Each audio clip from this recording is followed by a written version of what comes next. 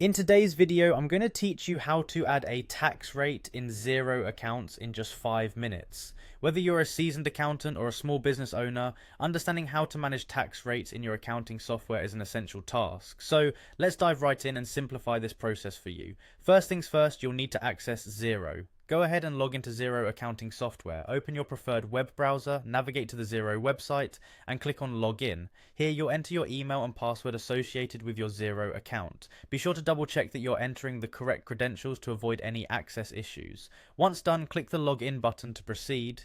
Now once you're on the dashboard, which serves as the central hub of your Xero account, look for your company's name. Clicking on it will reveal a drop-down menu.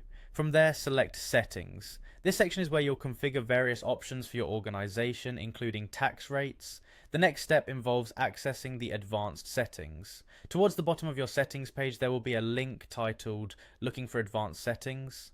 Click on this to delve deeper into Xero's robust configuration options. Within the advanced settings, you'll find an option labeled Tax Rates. Click on it to enter the Tax Rates Management page. Inside the Tax Rates section, you should see an option to New Tax Rate. Clicking on this will allow you to create a new tax rate for your accounting needs. Enter a tax rate display name. This name is a way for you to identify this new tax rate easily, so ensure it's something descriptive and recognizable. Next, you'll need to define the tax components. If your tax rate consists of different elements, be sure to list each one. For example, it might include state tax, federal tax, or other components relevant to your business. Once you've added all necessary components, enter the appropriate tax percentage that applies.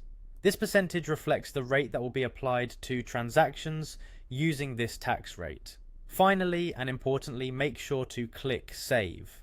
This step ensures that your newly created tax rate is stored in the system and ready to use when processing transactions. It's crucial to double check your entries before saving to prevent any inaccuracies that could impact your financial reports. And there you have it. You've successfully added a tax rate in Xero accounts.